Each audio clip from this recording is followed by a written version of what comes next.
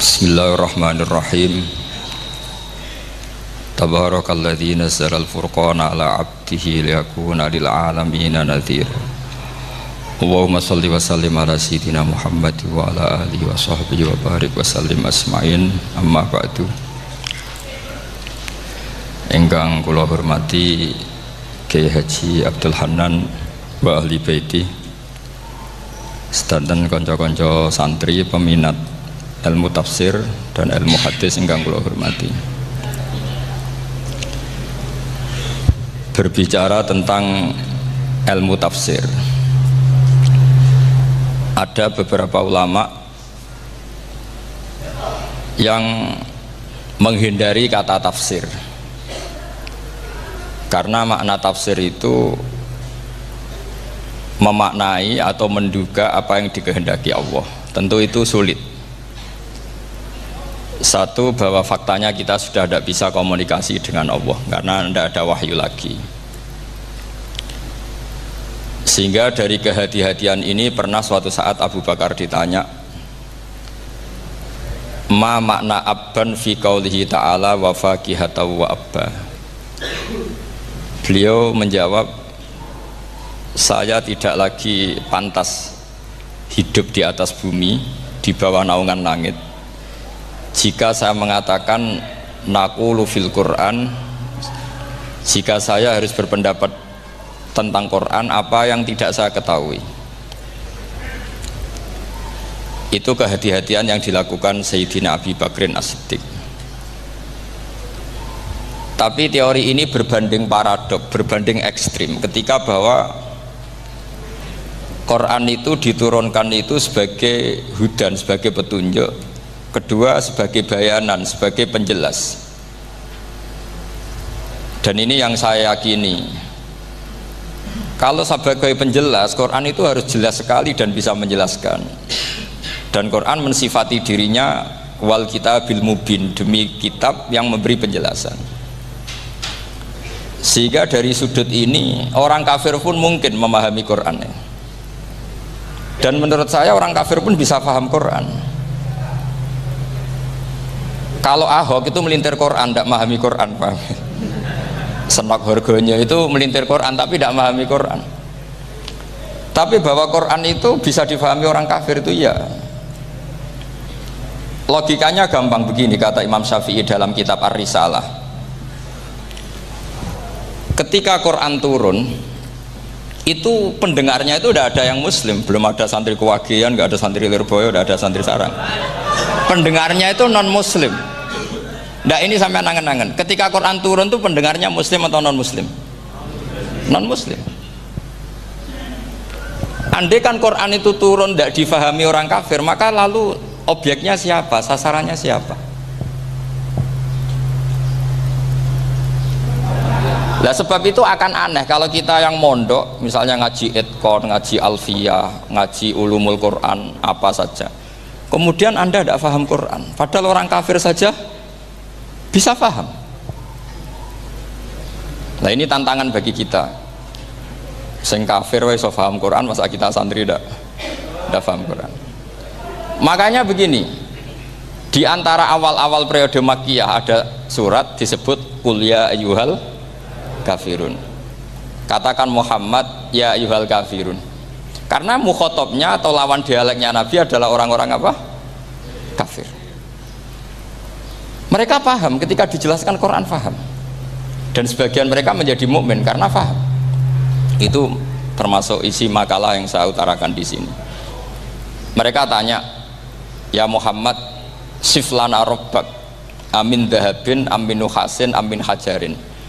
Karena orang kafir jahiliyah itu punya tren yang namanya Tuhan itu fisik. Mereka punya Lata, punya Uzza, punya Hubal.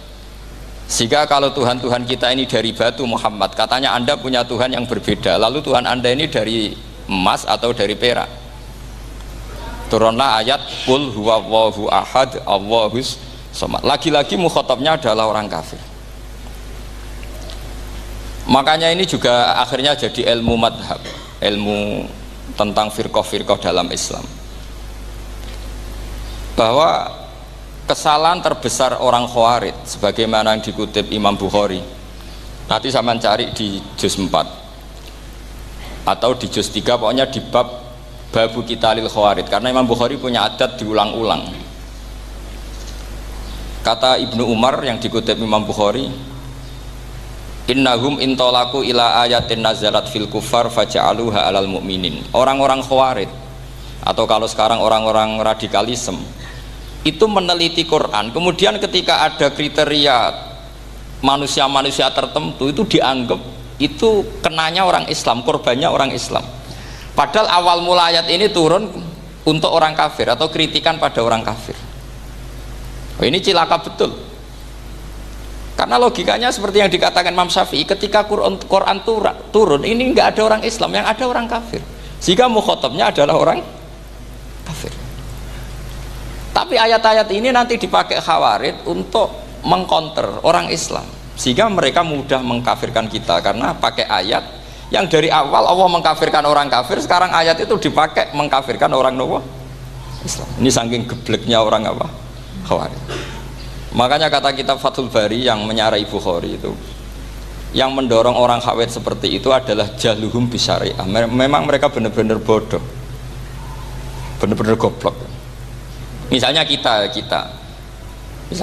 kiai atau kita ma'arif atau kita santri atau kita orang soleh, kemudian kita tidak bisa melakukan apa yang kita katakan, terus kita oke lah, kita kena kritik misalnya atakmurunan nasa bil birri wa tansawna anfusakum wa antum taslunal kitab, terus kita katanya bisa ngomong tapi tidak bisa melakukan, terus dikritik dengan ayat itu mestinya tidak tepat. Karena itu asbabun nuzulnya adalah orang-orang Yahudi karena tahu bahwa sifat Rasulullah itu ada di Taurat, mereka menyuruh keluarganya itu masuk Islam, tapi mereka sendiri tidak mau Islam. Kemudian turunlah ayat atakmurunan nasa bil birri wa tansawna anfusakum wa antum taslunal kitab afala ta'qilun. Sekarang perbandingannya begini, misalnya ada orang Islam, taruh saja Zaid itu maling, ya maling, konsisten dia malingnya sampai tua. Terus menurut Anda Zaid yang muslim ini, muslim, Zaid itu muslim tapi maling, jangan bilang maling tapi muslim, dia itu ya. Kemudian Zaid bilang ke anaknya, "Cung, kowe aja dadi maling, dadi santri sing soleh, sing maling bapak tok." Ndak, ini menurut analisis usul fikih, ngomongnya Zaid itu benar apa salah? Benar kan? Nasihatnya ya benar, ngomongnya juga benar. Kamu tidak bisa ngeritik Zaid, kamu bisa ngomong tapi tidak bisa melakukan, tidak bisa. Fa'innal amro bil ma'ruf wajib, wal qawla bil ma'ruf ya wajib, wal qawla bil haqqi ya wajib. Jadi itu hal yang berbeda. Misalnya fa'innal amro bil ma'rufi wajibun, memerintahkan barang baik itu baik. Wa innal qawla bil haqqi ya wajib, mengatakan yang hak itu ya wajib. Berarti Zaid tetap kena khitab, kamu harus nasihati anak secara benar, kamu juga harus ngomong hukum secara benar. Lalu ketika Zaid ngomong hukum secara benar, cung ojo maling, maling itu dosa, cung ojo nerusno profesi ini bapak maling, maling itu tidak benar. Dia berarti sudah melakukan dua kebenaran, yaitu ngomongnya benar, nasihatnya benar. Dia salah, perilakunya tetap maling. Tapi jangan karena dia maling lalu omongannya enggak salah juga, berarti salahnya malah tiga. Makanya ini pentingnya ngaji sama ulama, sama ahli usul fikih. Jadi tidak bisa dicampur adukkan. Zaid gagal dalam perilaku, tapi jangan gagal lagi di nasihat. Nanti kalau dia tidak nasihati, maka anaknya terus maling, alasannya niru bapaknya. Karena bapaknya kalau mau nasihati nanti disemprit sama santri-santri, "Pak, sampean ra oleh nasihati anake ra sama maling, sampean dhewe maling." Oh, tidak bisa cara usul fikih. Itu malah yudroku kulluh, la yudroku napa? Kulluh, atau bahasa populernya al-maisur la yasqutu bil ma'sur. Misalnya kita sebagai kiai hanya bisa takrib, hanya bisa jurumiyah. Apa muda Fathul Mu'in cek abote. Bulet, maknane bulet. Kamu tidak boleh ngomong gini, "Cung, kowe sebagai muridku kudu nurut aku. Nak gurumu goblok tok takrib, kowe tok takrib wae." Gak oleh ngelangkai guru, gak sopan gitu misalnya gitu. Gak boleh gitu. Tetap kita ngomong, "Cung, kowe aja koyok aku.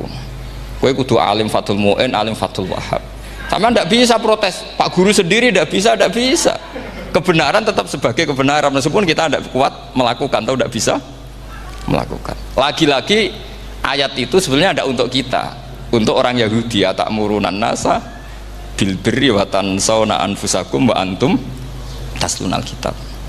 Sebab itu istidlal dengan Quran itu memang resikonya tinggi kalau tidak bagi mutabakhir, karena ya itu tadi, ini harus ada pengetahuan yang luas tentang asbabun nuzul, tentang kriteria. Nah kalau terpaksa, saya katakan terpaksa, kalau terpaksa kita itibar itu boleh, tapi itu terpaksa, bahwa Allah mengkritik orang yang bisa ngomong tapi tidak bisa melakukan. Tapi itu secara usul fikih itu runyam, teori ini runyam sekali, fatal.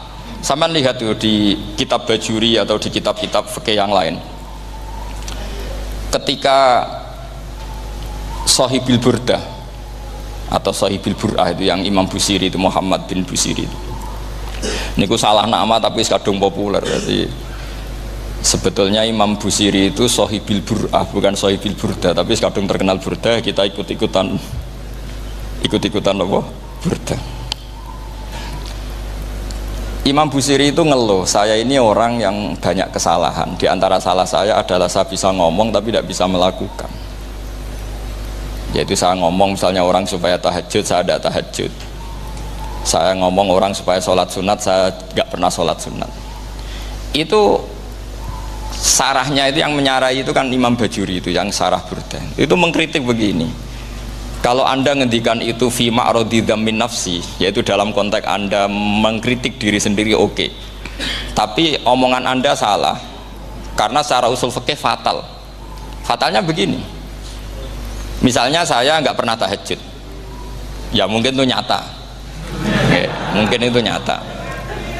Apakah kemudian saya tidak boleh mengatakan at-tahajjudu sunnatun?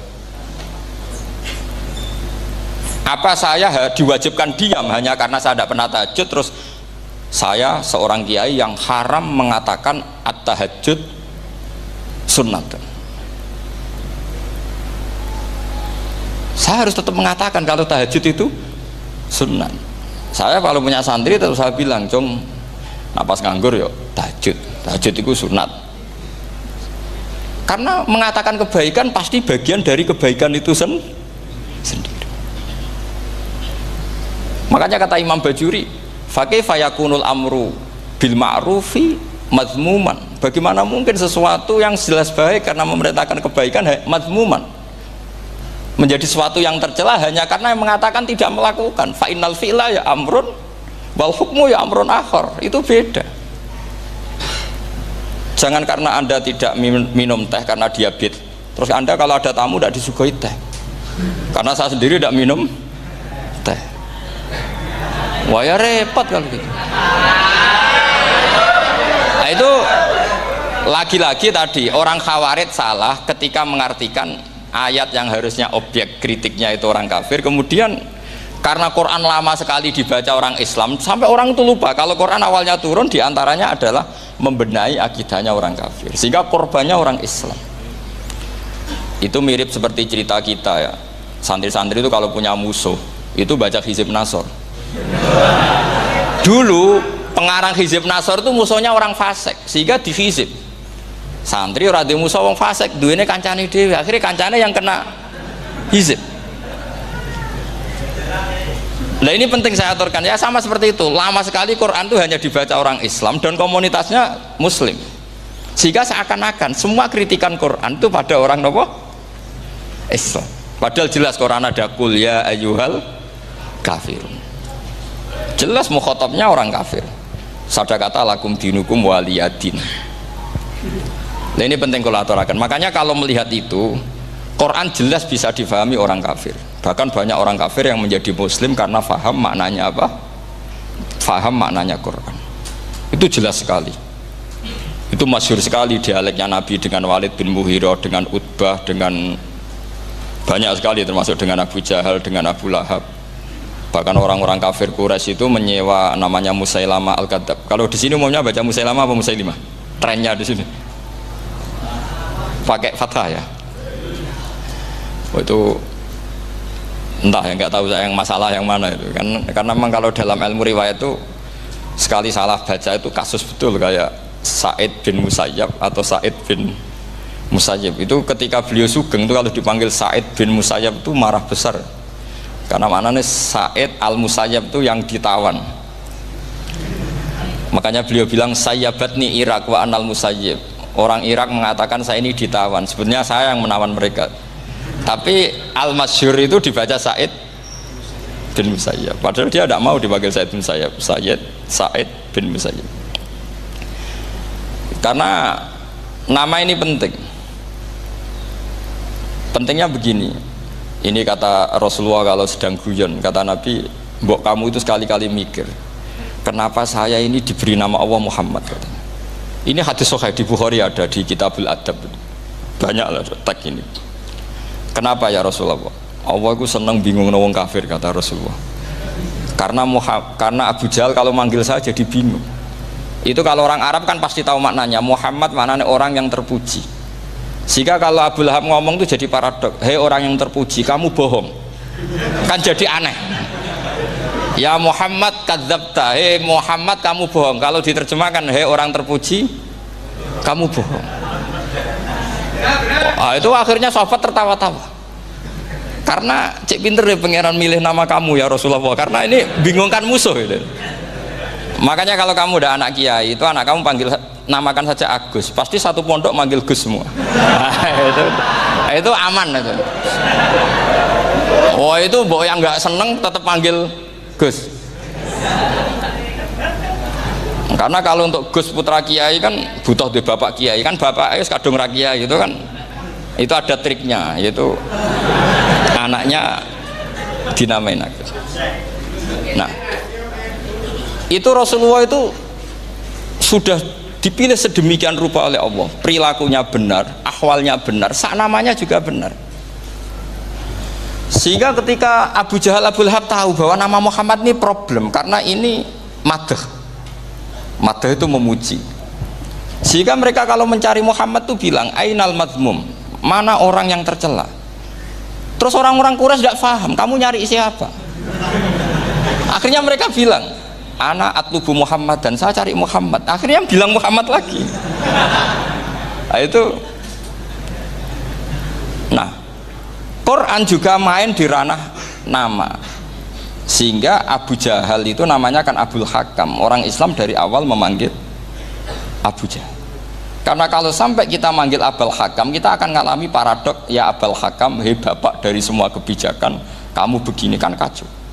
Makanya itu dari sini orang nggak boleh salah apa? Salah nama.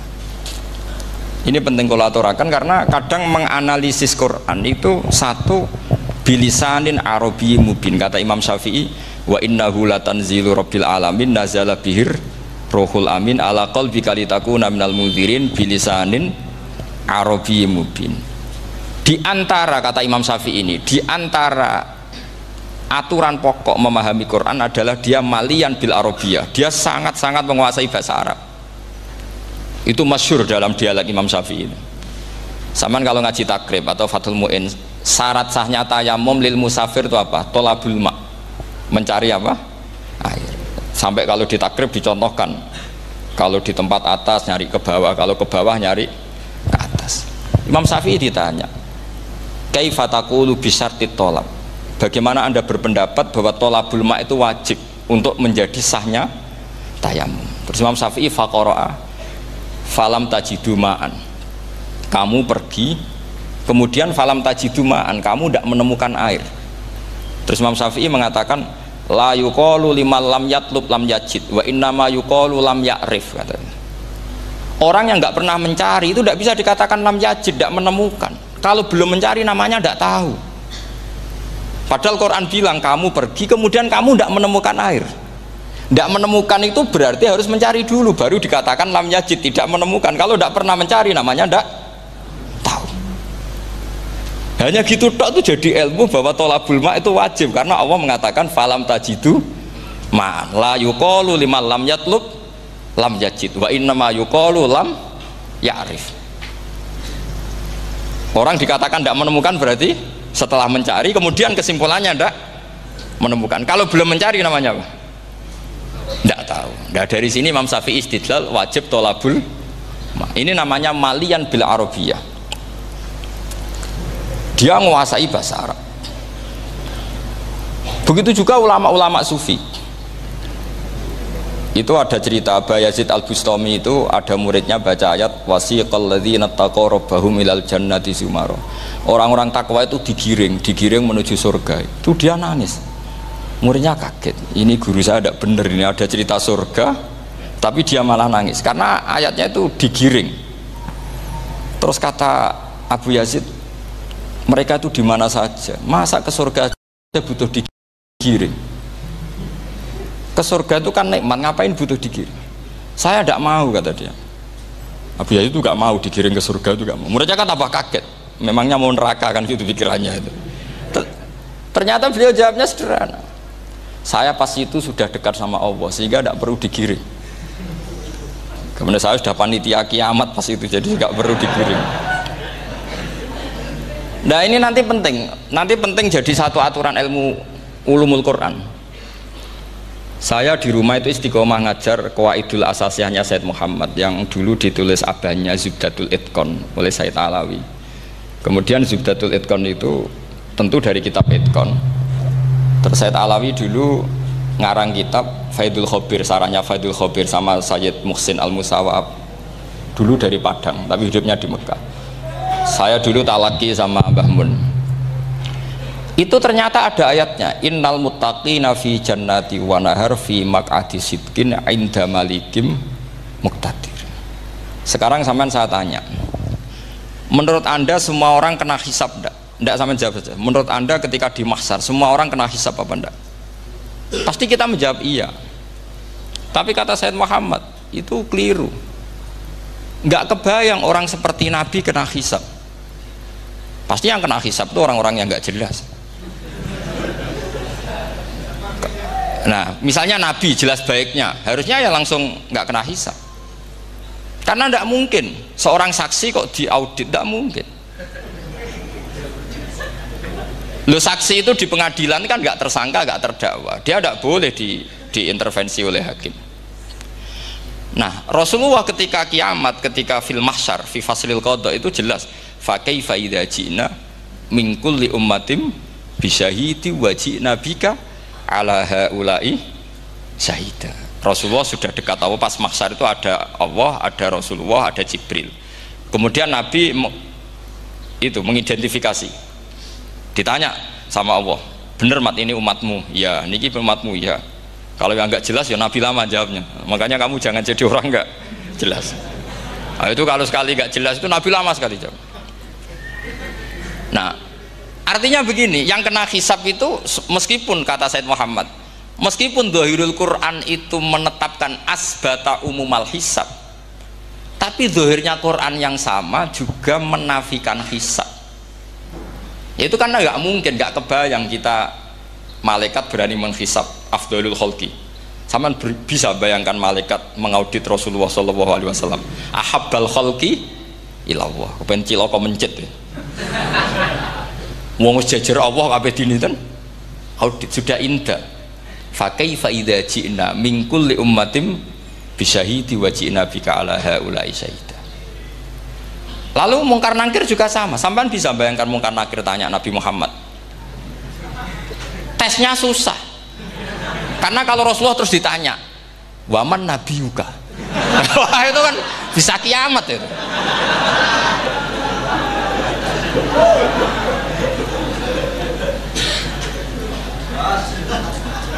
Paham ya? Makanya kata Said Muhammad, ini kan teman-teman tanya, piye carane alim tafsirnya saja, caranya satu hafal Quran, dua hafal Sahih Muslim, tiga semua orang sudah mati, tinggal kamu yang alim. Nah, itu mesti aman itu. Nah kalau sampean tanya saya, apa buktinya Gus kalau orang tertentu tidak kena hisab? Ya buktinya tadi, misalnya innalladzina qalu rabbuna Allahu tsummas taqamu tatanazzalu alaihimul malaikatu alla takhafu wala tahzanu wa absyiru. Mungkar nakir adalah malaikat penakut membawa ketakutan.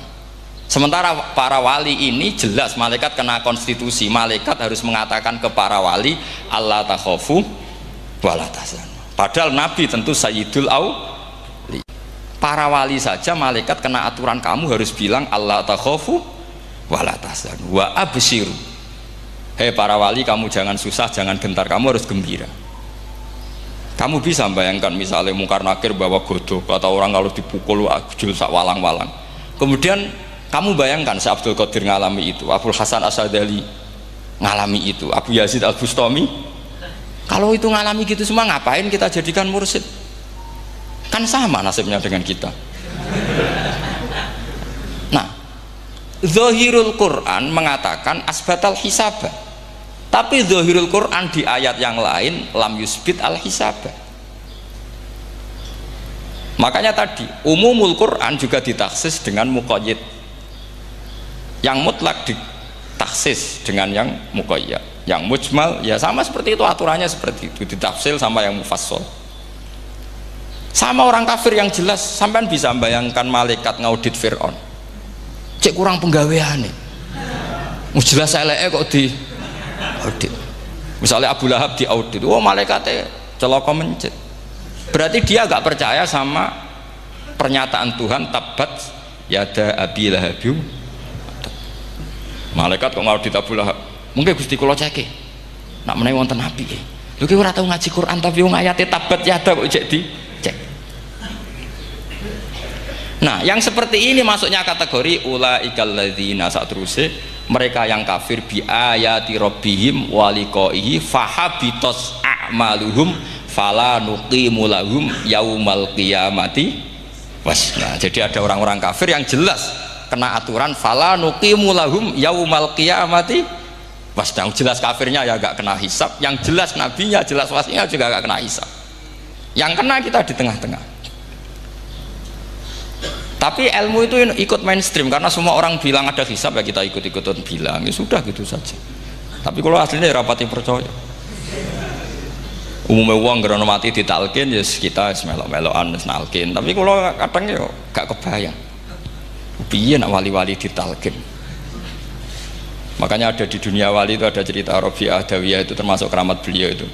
Kali Imam Sibawi kan dalam cerita wali kan ditanya marbuka, ngapunten niku man mausul napa istifham. Wah itu malaikatnya ndak pernah khataman alfiyah kan repot.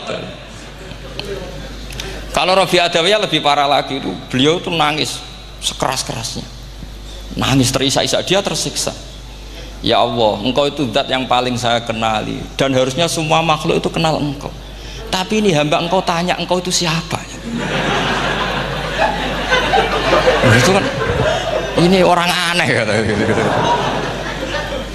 Karena Allah itu adharud dhahir, kata sampai Imam Sibawi silakan a'raful ma'arif. Jadi wong ora ora wis geblek tenan dari Imam Sibawi. Imam Sibawi kan atas nama dia pakar nahwu pertama mengatakan domir paling makrifat di antara 6 isim makrifat, paling makrifat itu domir. Tapi meskipun gitu a'raful ma'arif Allah, yang paling makrifat dari sekian isim makrifat itu Allah. Artinya satu nama yang orang harus kenal semua. Makanya di antara keramat beliau ketika ditanya wong kok ora tau ngaji fikih men ngaji nahwu wae, gak tahu dia ngaji carane sesuci, carane iddah tuh gak tahu ngaji nahwu. Terus dia tanya bima fa'ala rabbuka, lalu Allah memperlakukan kamu gimana? Terus kata Imam Sibawi, ghafaroli, Allah mengampuni saya karena saya orang yang mengatakan Allahu a'raful ma'arif. Ini penting kalau aturakan. Jadi makanya kalau sampean tanya caranya ilmu alim gimana, ya satu tadi, kalau sampean masih banyak orang hidup, syaratnya kamu harus hafal Quran, hafal hadis, hafal sekian ribu hadis, hafal sekian ulumul Quran. Itu kalau masih banyak orang hidup. Kalau sudah kamu sendiri hidup, ya sudah, pokoknya isokulhu ya salim sendiri kan, nggak ada saingannya ini. Makanya kata Said Muhammad, beliau mengatakan kita meyakini umumal hisab ya berdasar zahiril Quran, kita menafikan umumal hisab bahwa hisab hanya yakhtassul liqaumin duna qaumin juga berdasar zahiril Quran. Kita percaya semua mayat ditanya mungkar nangkir ya berdasar zahiril ahadis. Kita tidak mengumumkan teks ini juga berdasar zahiril ahadis. Karena malaikat mungkar nakir juga malaikat. Berarti dia kena aturan kalau ketemu para wali Allah takhafu wala tahzanu. Faham sih kalau maksudnya? Ini penting kalau aturakan. Jadi makanya aspek ya, sampean bisa memulai kalau ingin jadi orang alim tafsir bisa mulai dari yang mudah saja, yang fikih saja. Makanya kata Imam Ghazali, kenapa Mu'tazilah jadi segoblok itu? Karena dia tertipu oleh umumatul Quran, oleh tek-tek umum. Dia tidak tahu mukhasisnya. Padahal setiap ayat umum itu pasti ada mukhasis. Misalnya begini ya, kalau kamu maknanya fikih saja, contoh yang paling mudah familiar itu fikih ya. Misalnya kita ngaji Quran, wal mutallaqatu yatarabbasna bi anfusihinna salasata quru. Kalau orang dicerai itu iddahnya itu 3 kali masa nopo suci. Apakah aturan iddah seperti ini hal hadhil iddah amatun likulli mutallaqatin am li mutallaqatin makhsusah? Apa ini semua mutallaqah iddahnya pasti salasata quru apa orang tertentu? Ya enggak, asal dia mutallaqah pasti iddahnya salasata quru. Anda goblok, Anda salah besar. Kalau misalnya yang dicerai adalah orang hamil, iddahnya apa? Salasata quru apa watil hamli? Watil hamli. Kita butuh ayat lain, wa ulatul ahmali ajaluhunna ayyadna hamlahu. Sama seperti kita ngaji walladzina tawaffawna minkum wa yadharuna azwajan yatarabbasna bi anfusina arba'ata asyhurin wa asyra. Asal wanita ditinggal mati suaminya, maka iddahnya 4 bulan 10. Apa semuanya demikian? Enggak. Misalnya orang hamil iddahnya biwatil hamil. Artinya kalau Anda tertipu umumatil Quran, berarti Anda sama dengan menghukumi orang ditolak semua iddahnya salasata quru. Sama misalnya orang sekarang dalil-dalil wa may yatawallahum minkum fa innahu minhum. Kalau berkawan orang kafir, maka dia menjadi kafir. Itu kan fatal. Semua nabi ya berkawan orang kafir. Karena dakwahnya memang sama orang kafir. Lo coba, andai kan sampean hafal Quran, itu sama teori itu tuh mungkin menyedihkan. Coba istilahnya Quran. Wadhkur akho'at wa ila adin akhawum huda wa ila samuda akhawum. Terus semua umatnya yang kafir disebut akhawum. Akhaw itu artinya apa? Saudara. Mereka ya berkawan sama orang kafir. Makanya butuh analisis fikih untuk maknani wa may yatawallahu minkum fa innahu. Setelah dianalisis fikih, ternyata semua nabi diistilahkan wa ila matyan akhahum syuaiba wa ila adin akhahum huda. Akhaw itu artinya apa? Saudara. Kalau sampean tanya, lalu logikanya gimana? Kata kitab-kitab kan wa in kana dasarin fajanibhu suratan. Kalau ada teman buruk jauhi, kalau teman baik temani. Kalau cara usul fikih gampang. Kancanan maling dosa, wong kok kancane maling. Tapi nak dakwai maling apik kan? Aku orang ngancani kok dakwai dandani, selesai kan? Ngancani maling elek, nak dakwai maling apik. Demenan rodo elek, nak didik apik kan, itu seperti itu. Nah, ini penting kalau aturakan. Dan di sini ini makanya NU itu punya sejarah panjang, banyak wali-wali yang jadab, yang coro zahir itu kancanan fasik-fasik. Orang syariat bingung, ini wali kok berteman orang fasik. Ya kalau kamu bahasakan teman ya masalah, kalau kamu bahasakan ini binaan, enggak, sama jawab saja. Kalau dibahasakan teman masalah nggak masalah kan, tapi kalau dibahasakan itu binaan selesai kan? Sama, Nabi berkawan orang kafir itu enggak karena berkawan, itu binaan Nabi. Memang Nabi itu jadi Nabi, objeknya adalah mengislamkan orang kafir. Ya berlama-lama Nabi dialek dengan mereka, muasyarah sama mereka, bahkan Nabi diharuskan bersikap baik sama mereka. Itu yang disebut fabima rahmatim minallahi lintalahum walau kunta fadhdhan ghalidhal qalbi lan faddu min hawl. Tapi sekarang itu orang sudah tidak pakai ilmu. Orang-orang radikalisme itu nggak pakai usul fikih. Pokoknya kalau ada ayat terjemahnya gini ya sudah, itu jadi madhab. Akhirnya kecelakaan seperti ini. Pokoknya kalau ada ayat faqtulul musyrikina haitsu wajadtumuhum wa khudhuhum wahsuruhum wa'udu lahum kulla marsad. Sudah hafalnya ayat itu saja. Dia tidak mau ngapalkan misalnya qatilul ladzina yuqatilunakum. Ada ayat lagi wa akhrijuhum ya min haitsu akhrajukum. Sehingga ulama kita membagi kafir itu ada harbi, kita musuhi, ada dhimmi, ada muahad, ada musta'man. Itu ulama karena tahu tidak semua orang kafir itu harbi, tidak semuanya dhimmi, tidak semuanya muahad, tidak semuanya musta'man. Kalau harbi oke, kita perang, kalau dhimmi ya kita bina, kalau muahad ya sesuai perjanjian kita, kompensasinya apa, MOU-nya kayak apa. Tapi apalnya mereka ayat satu tema. Nah celakanya kita yang ngaji di pondok-pondok yang katanya spesialis ingin alim tafsir, apalnya ya satu ayat juga. Wah itu kan satu ayat versus satu ayat, itu ngeri. Makanya kalau sama tanya saya, ini katanya di acara ini sama tanya gimana caranya jadi ahli tafsir, saya jawab gampang. Caranya itu hafal Quran, hafal hadis, terus hafal ulumul Quran. Ya misalnya Nadoman ya Faidul Khobir lah, kalau kitab Nasar ya minimal itu setengah lanya itkon lah. Kalau nggak lanya amat ya agak lanya. Karena kitab tafsir itu gampang, teorinya itu mudah sekali. Misalnya al-ibratu bi umumil lafzi la bi khususis sebab, itu sama dengan kayak kaidah fikih. Karena kalau kaidah fikih itu saya itu pernah dibisui kiai itu, ini kisah nyata itu, dibisui kiai itu pas basul masail. Dulu saya itu masih sering mau basul masail. Tani mun pensiun mun boten niku mun. Dulu saya dengan Gus Zofur putrane Mbah Mun itu sering makili Pondok Anwar basul masail fikih. Tapi tidak tahu ceritanya Gus Zofur jadi dokter tafsir, saya juga kok ya tahu-tahu menekuni tafsir. Lama-lama orang itu lupa status saya yang fakih ya. Makanya saya itu ya kadang eman gitu, karena ini status penting juga. Tapi status fikih itu kadang memang menyesatkan. Karena begini, itu dulu pernah ada basul masail itu begini. Ini kisah nyata ini. Ada desainer baju putri untuk putri, anak putri. Kemudian desainer itu menciptakan satu celana pendek misalnya, atau celana seperempat. Dengan desain ini pasti kalau dipakai itu auratnya itu kelihatan. Bagaimana hukumnya desainer ini? Apa termasuk mimman sarro'a as-sayyi'ata? Karena terjadi kasfil aurat. Apa enggak? Rata-rata kalau kiai yang khusyuk-khusyuk, yang sepuh-sepuh, desainer itu dosa gara-gara tren pakaian ini wong wedok buka aurat.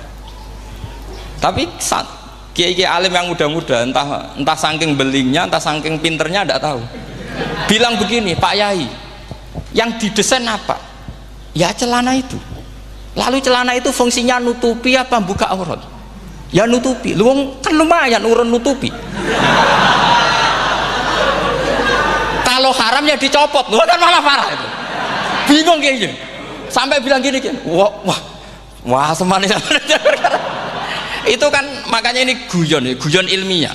Repotnya ngadepi orang alim muda itu kan mbok gedingi ku ilmiah, mbok senengi fase.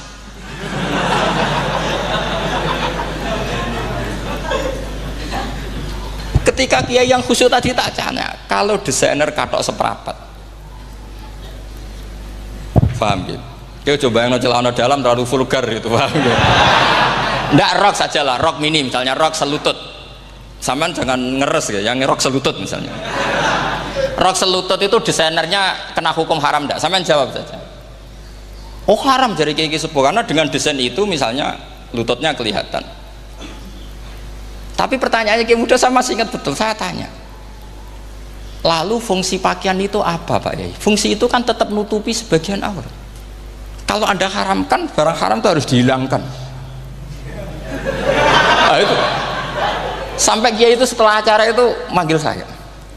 Gus, kalau ngakoni jenengan alim tapi iki padha repoti. Padha repoti ku nak dalam itu kan terus itu ada perumusan di redaksi keputusan yang dijual itu, yang masail fikihnya kan terus diputuskan, dibukukan. Kalau redaksinya halal, Gus, nanti orang pakai rok semua. Dan saya balik bantah, kalau redaksinya haram, orang nggak pakai rok. Akhirnya itu apa? Kebijakannya lucu.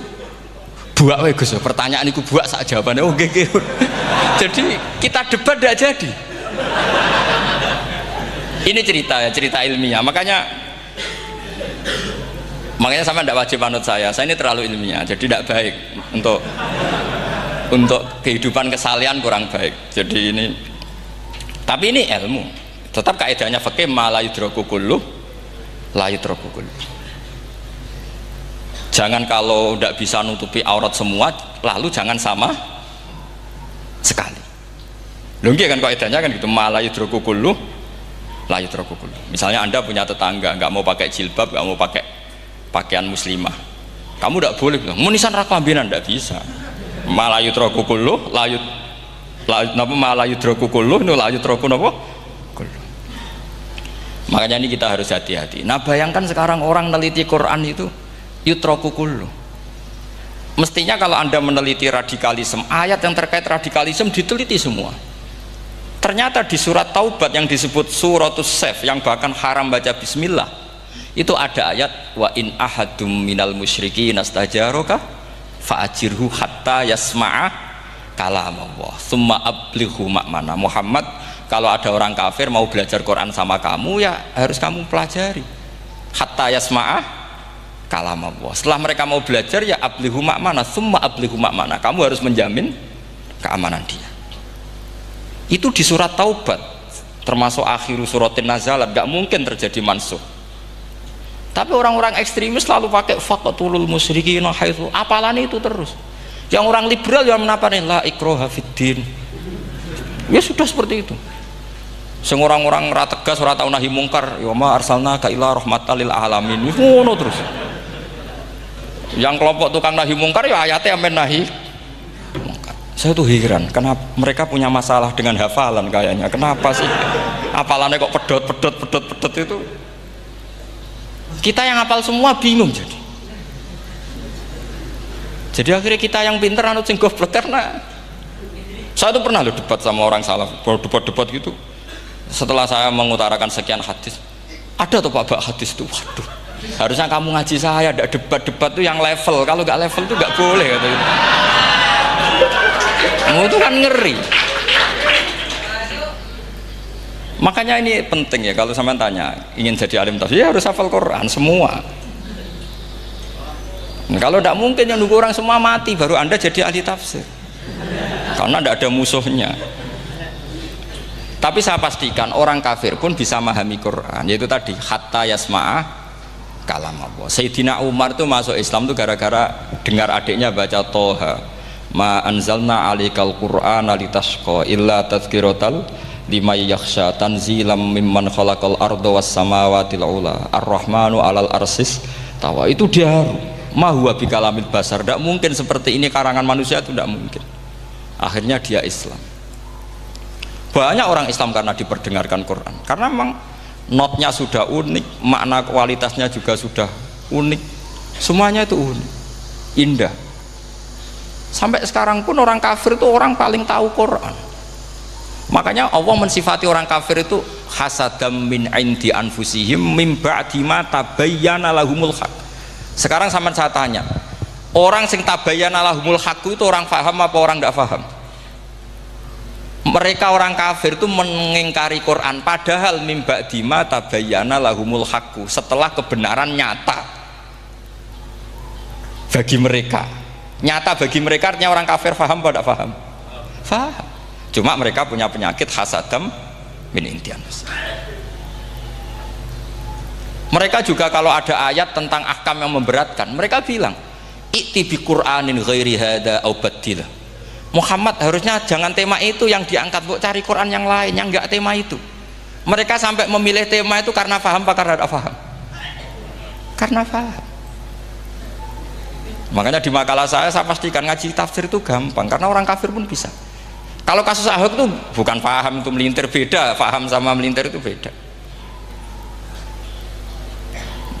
Itu diterjemah kemenang tuh jangan mengangkat kawan orang Islam, bukan ngangkat pemimpin. Ya likanya kalau ngangkat teman saja tidak boleh, apalagi ngangkat pemimpin. Fatal mana berteman sama orang salah sama ngangkat. Saman kancanan maling itu apik nak menawa nang andani terus ngangkat, "Hei maling ke pimpinanku." Parah mana? Parah mana?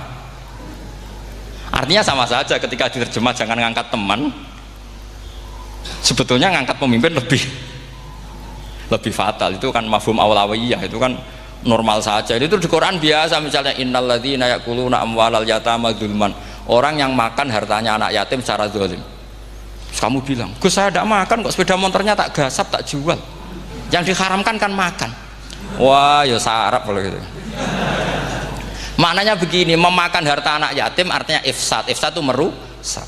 Nak ngono ikhraq, membakar atau mencuri sama dengan makan. Bal asad, malah kan lebih apa? Lebih apa? Dasar. Jadi yakuluna di situ tuh ba'dul amsilah, sebagian contoh min wujuhil ifsad atau min wujuhil ihlak. Jangan kok karena ayatnya makan, oh yang haram tuh makan, kalau nyuri gak apa-apa. Waya fata.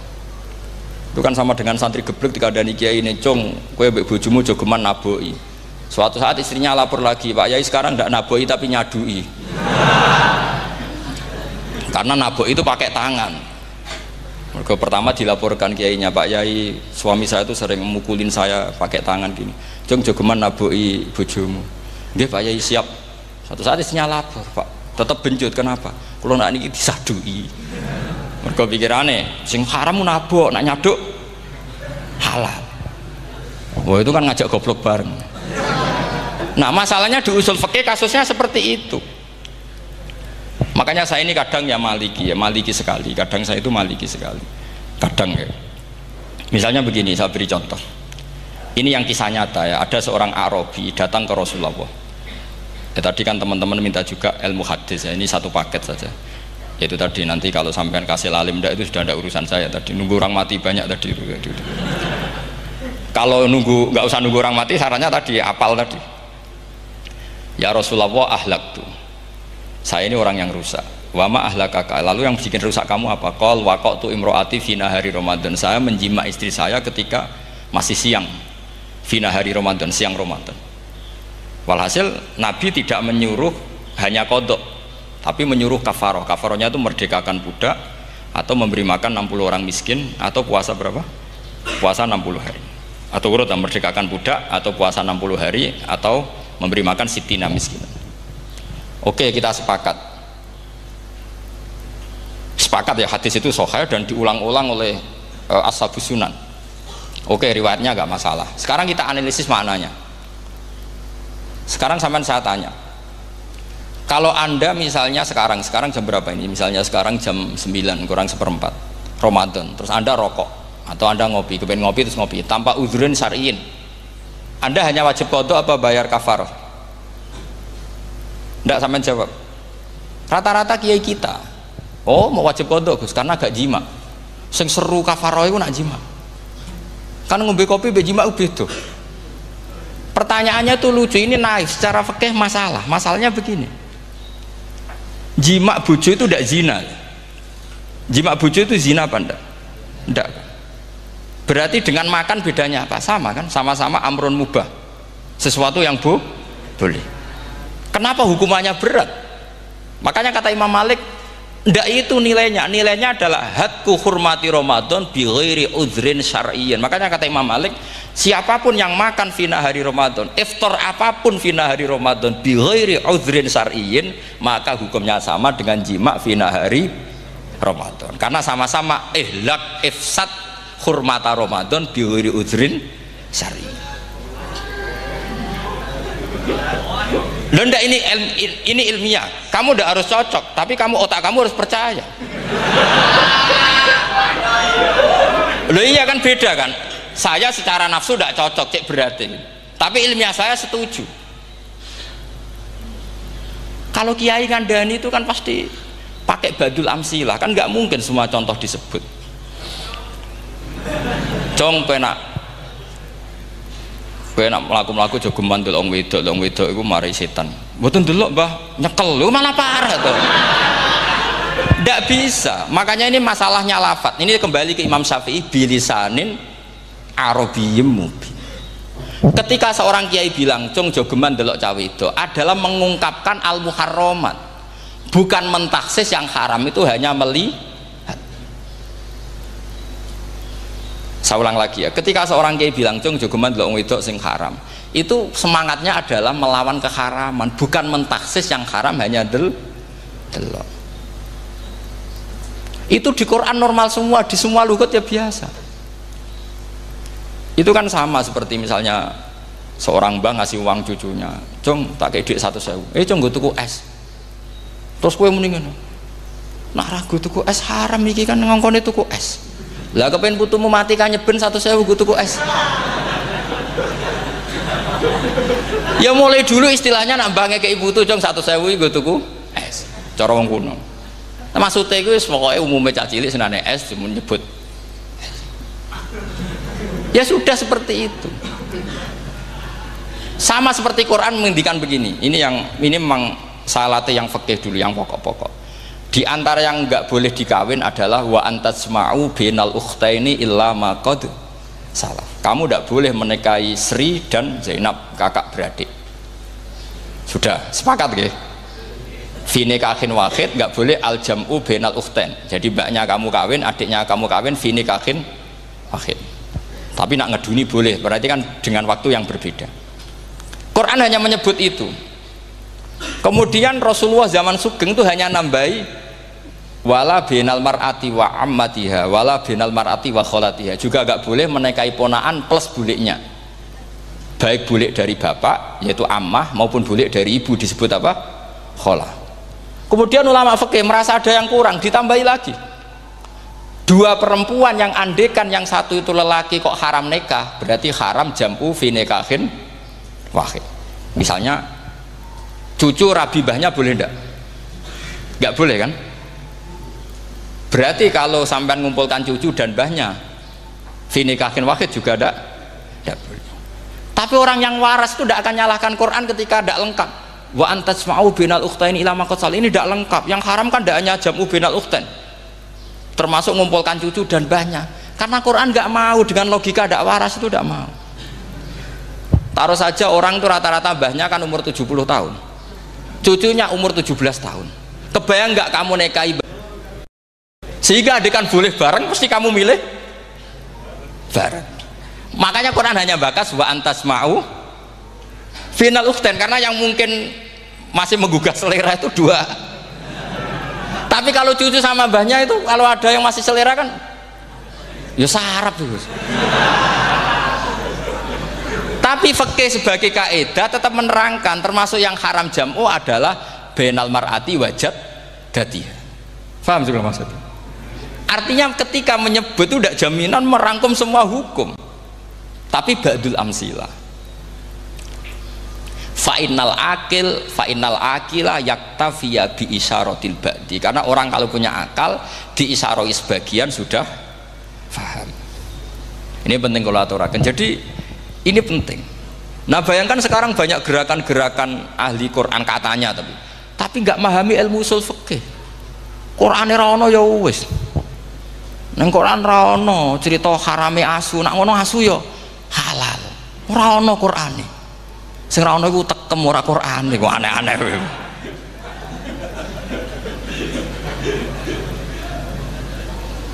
Itu kan sama. Terus sampean misalnya tadi jam 09.00 Ramadan tambah uzurin syariyin terus mangan mie rokokan, itu kan melecehkan Ramadan biguri uzurin syariyin, karena melecehkan hurmata Ramadan kena sanksi separah itu. Jangan kamu terus bilang tapi Nabi hanya bilang masalah jima finari Ramadan.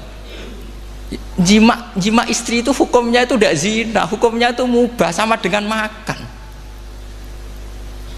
Ini cara madhab Maliki, tapi kita alhamdulillah madhab Syafi'i. Ya itu masalahnya. Berhubung itu menguntungkan sami'na wa ta'na. Nah, itu. Tapi saya sendiri dalam konteks ini, saya itu ya sangat-sangat Syafi'iyah, sangat-sangat Syafi'iyah. Dalam banyak hal sangat-sangat Syafi'iyah. Tapi dalam banyak hal kadang-kadang saya ya Maliki. Ya, itu kan kalau sampean tanya kenapa gitu, ya hikmah baca banyak saja. Karena yang Syafi'i itu ya karena bacanya hanya Syafi'i, itu bukan fanatik, itu keterbatasan. Jadi itu beda, ada apa itu namanya, ada fanatik, itu keterbatasan. Itu beda sekali. Jadi kita harus ngaji yang banyak. Saya itu termasuk utang ya sama Imam Syafi'i itu baca kitab Ar-Risalah. Itu kitab yang kadang satu ulama baca sampai 500 kali.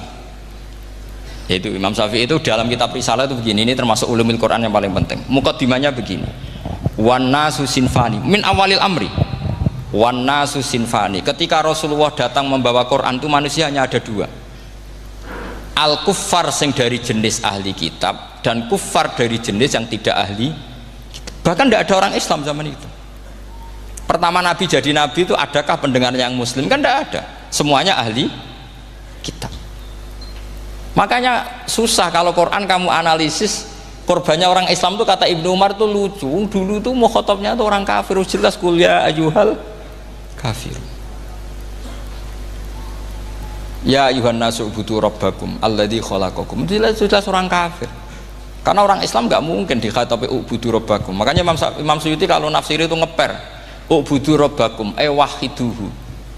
Tapi kalau mukhatabnya orang Islam dawimu alal ibadah atau dawimu alat tauhid. Karena dia tahu kalau mukhatabnya orang kafir ubudu ya masih wahidu. Kalau sudah Islam kok dikhitabi ubudu mudawamah alal ibadah. Itu saking alimnya Imam Suyuti. Ini saya teruskan. Kalau mukhatabnya itu orang kafir ahli kitab, itu kemungkinannya ya dua cara mereaksi Quran, yaitu disebut lam yakunil ladzina kafaru min ahlil kitabi wal musyrikina munfakina hatta ta'tiyahumul. Jadi lam yakunil ladzina kafaru, jelas kafaru itu umum. Kemudian ditafsir kafaru itu ada yang min ahlil kitabi, berarti kafaru yang jenis Yahudi Nasrani. Ada kafaru yang min ahlil kitabi wal musyrikin, kafaru yang jenis musyrikin, yaitu kafir Mekah. Karena cara kaidah nahwu al-atfu yaqtadi taghayyur, kalau ada ataf pasti konteksnya beda. Jaa Zaidun wa Amrun, berarti Zaid ada Amar, Amar ya ada Bakar. Karena Jaa Zaidun wa Amrun wa Bakrun, pasti orang ini berbeda. Tidak boleh orang yang sama kamu pakai ataf. Ini sudah clear ya ini ya. Kemudian cara pandang mereka ya beda. Ketika Rasulullah mengajak tauhid, itu ahli kitab tidak masalah. Memang harusnya Tuhan itu satu, tidak masalah bagi ahli kitab. Problem bagi ahli kitab adalah Muhammad itu nabi, itu kita nggak suka. Kalau Tuhan satu oke, tapi kalau Muhammad nabi tidak oke. Kita bisa jadi nabi, kata mereka, karena mereka merasa nasabnya sampai Ibrahim. Sementara zaman itu mereka sanksi Muhammad itu nasabnya konti, gak jelas. Ini penting kalau aturakan. Sehingga dalam konteks ini Allah menjawab ahli kitab dulu. Ini itu disebut Muhammad itu nasabnya jelas. Ini itu fihi ayatum bayinatum maqamu Ibrahim.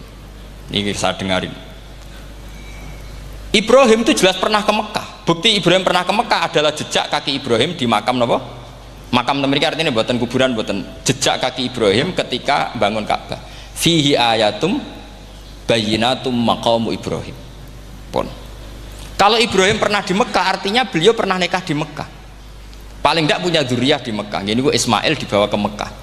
Jelas ayatnya wa id yarfa'u Ibrahimul qawaida minal baiti wa Ismail. Ini dengarin ya. Sebab itu saking alimnya berjanji itu beliau tahu betul masalah utama Rasulullah Muhammad adalah disangsikan nasabnya. Sebab itu kitab berjanji pertama cerita setelah dia alhamdulillah macam-macam awalu ma'anab tadi saat terus dia bilang wa ba'du fa'akul huwa Muhammad bin Abdillah bin Abdil Muttalib.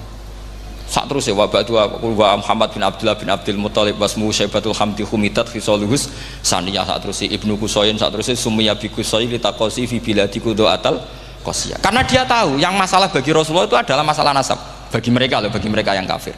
Terus beliau ngendikan ditutup wa adnanu bila raibin indadawil ulumin nasabiyah ila dhabihi Ismail nisbatuhu wa mun. Jelas saya Adnan itu pasti puter cucu-cucunya Nabi Ismail. Karena orang Yahudi yang disoal Muhammad itu, kamu itu siapa kok tahu-tahu Nabi? Kamu orang Arab itu tidak pernah ada Nabi. Yang Nabi itu normalnya orang Israel, yaitu turunan Yahudi, karena Yahuda bin Yakub bin Ishak bin Ibrahim. Akhirnya Allah membuktikan fihi ayatum bayinatum maqami. Bukti kalau Ibrahim pernah di Mekah adalah jejak kakinya di Mekah, itu dekat Ka'bah. Ini jawaban Allah yang tentang ahli kitab, karena sudah jelimet. Ada ilmu ansab, ada ilmu nasab, ada polemik kitab samawi. Kalau kafir Mekah ini goblok-goblok. Ketika Rasulullah pakai teori tauhid, orang kafir Mekah itu saking gobloknya bilang gini, Muhammad, kita ini urusannya banyak, utang kita banyak, kasus saya banyak, kok Tuhannya satu itu tidak cukup. Yaitu mereka mengatakan aja'alal alihata ilahau wahida inna hadza la syai'un ujab. Bagaimana Tuhan hanya satu? Urusan kita banyak, masalah kita banyak. Tuhan nggak boleh satu, harus banyak. Sejumlah urusan kita. Ada Tuhan BPKB, Tuhan macam-macam lah. Ada Tuhan kredit, Tuhan kas, macam-macam lah kan. sesuai sebanyak urusan kita. Mereka tanya aja alal alihata ilahau wahida, masa Tuhan satu, inna hadza la syai'un ujab, ini aneh. Tapi Rasulullah dengan sabarnya, kalau yang seperti ini Allah menjelaskannya beda dengan yang pertama, karena tadi orang kafir itu bisa min ahlil kitab, bisa wal musyrikin. Lam yakunil ladzina kafaru min ahlil kitab, ada yang wal musyrikin. Semuanya ini tidak pernah munfakina hatta ta'tiyahumul bayyinah. Mereka tidak pernah tercerabut dari pikiran mereka, dari mainstream mereka, sampai ada bayyinah. Bayyinah itu kejelasan kebenaran atau benar yang begitu jelas. Itu siapa? Rasulun minallah yatslu suhufam mutahhar. Akhirnya Nabi sabar. Saking sabarnya Nabi itu ngomong gini, ya di khalayak umum, mukhatamnya ya kafir semua. Hei saudara-saudara kami suku Quraisy, kita ini sebangsa. Nabi tanya, Muhammad, ajaran kami itu benar karena kamu itu orang yang kita percaya, tapi kali ini anda aneh karena ngajak satu Tuhan. Itu tidak mungkin, urusan kita banyak, satu Tuhan juga mungkin, Tuhan harus banyak. Kita punya 3 aja kurang banyak kan, banyak punya Lata, Uzza, Hubal. Rasulullah dengan sabarnya ngendikan gini, hei kaumku, kalau kamu jadi pembantu, jadi buruh, senang mana punya majikan banyak sama majikan satu. Kalau majikannya banyak itu perintahnya beda-beda, seleranya beda. Semua harus kamu lakoni, semua harus kamu taklui karena kamu harus nurut. Wah ya repot mat kalau di majikan banyak, ngerepoti mesti. Rasulullah tinggal nimpali, Tuhan kamu itu majikan kamu, kalau Tuhannya banyak perintahnya ya banyak, seleranya beda-beda. Kamu bingung nggak? Wah ya bingung mat, ya udahlah mat satu aja. Akhirnya mereka masuk Islam. Nah itu disebut Nabi itu fatona, punya kecerdasan artikulatif. Kalau menjelaskan itu masuk akal. Nah itu disebut dorobawahu matalar rojulan fihi syuraka'u mutasyakisuna wa rojulan salamal lirojul hal yastawiyani masalah alhamdulillah. Nah ini penting. Allah membuat satu perumpamaan bagaimana ada satu pembantu yang punya majikan banyak, yang berbeda-beda seleranya, berbeda-beda perintahnya, dengan kalau hanya satu majikan. Apakah sama? Mereka jawab tidak sama, enak punya satu majikan. Begitulah Tuhan kamu, harusnya satu. Jadi artinya gini, kalau kamu ngaji ulumul Quran, kamu harus tahu ini khitab ke kafir. Kafir yang mana? Ahli kitab atau kafir yang musyrik? Nah sekarang tidak tahu lagi, pokoknya kafir. Makanya kalau orang berdebat mereka itu tidak goblok meneh. Waduh. Makanya sama tidak usah ketularan goblok sing pun gimpun sing wis goblok ora usah ditambahi mun kathah dan ini pun niku. Ya karena kita ngaji jelas Qur'annya kan lam yakunil ladzina kafaru itu masih ada min lil bayaniyah atau min li bayanil jinsi. Kafaru iku sapa? Siji min ahlil kitab, 2 kafaru sing wal musyrikin. Dua-duanya tidak pernah munfakina hatta ta'tiyahumul bayinah. Mereka tidak akan tercerabut dari pikirannya sehingga ada bayinah. Bayinah itu siapa? Rasulun minallah yatslu sufam. Nah, ketika Nabi menjelaskan asal usul nasabnya bahwa Sayyid Adnan itu ila Ismail jelas putra Nabi Ibrahim, mereka terus baru iman karena ada fihi ayatum bayinatum maqamun apa Ibrahim. Ya jadi saya kira demikian. Nanti kan akhirnya jam berapa teman?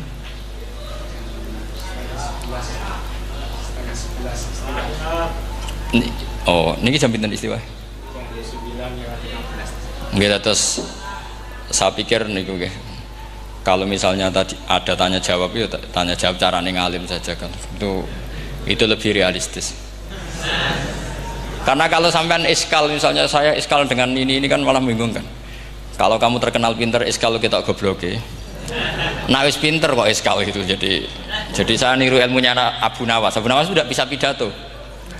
Nggak bisa pidato, suatu saat dipaksa pidato sama khalifah itu.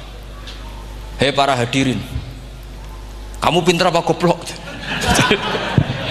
Lah mereka pinter, mau ngandani wong pinter, terus pinter kok ngandani gitu. Akhirnya hadirin itu kan karena seneng sama Abu Nawas itu seneng. Ya sudah Abu Nawas, kalau gitu kita goblok. Aku mau ngambil wong goblok. Akhirnya terus wassalamualaikum warahmatullahi wabarakatuh. Jadi itu Abu Nawas juga bisa pidato, tapi dia tahu saja caranya menyelesaikan masalah. Jadi itu Abu Nawas. Jadi ya orangnya kacau tapi cerdas itu, makanya jadi guyonan. Sebenarnya Abu Nawas itu figur yang nyata, tapi tidak senaif yang diceritakan orang-orang di anekdot itu. Ya, beliau itu orang soleh ketika era Harun ar-Rasyid. Tapi ya tadi karena banyak cerita yang macam-macam. Ya, Abu Nawas itu, makanya ini cerita anekdot. Jadi riwayatnya nggak jelas tapi lucunya jelas. Jadi itu. Dia itu mangkel punya tetangga profesor ahli astronomi. Adiknya itu mau iso omong kok. Abu Nawas mau pinter molak-malik omong, kan masyhur itu, dia cerita hari Senin tanggal sekian lihat Abu Nawas di alun-alun mau terbang. Orang lihat semua itu Abu Nawas itu ya sudah di podium ya gitu-gitu dok. Kok nggak mau terbang-terbang? Ya mau itu ya tidak. Wassalamualaikum warahmatullahi wabarakatuh. Yang bilang Abu Nawas terbang siapa? Abu Nawas mau terbang. Yang namanya mau itu ya tidak.